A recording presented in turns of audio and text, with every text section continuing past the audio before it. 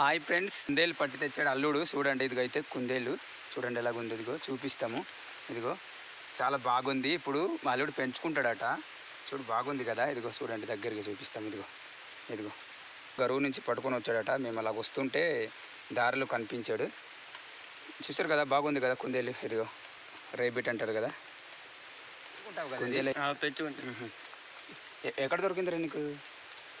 గరువు దగ్గర చూడండి ఫ్రెండ్స్, గరువు దగ్గర అయితే దొరికిందట. అల్లుడు పెంచుకుంటాడట, పెద్ద అవుతుందట అది. చూడండి కుందేలు ఇది.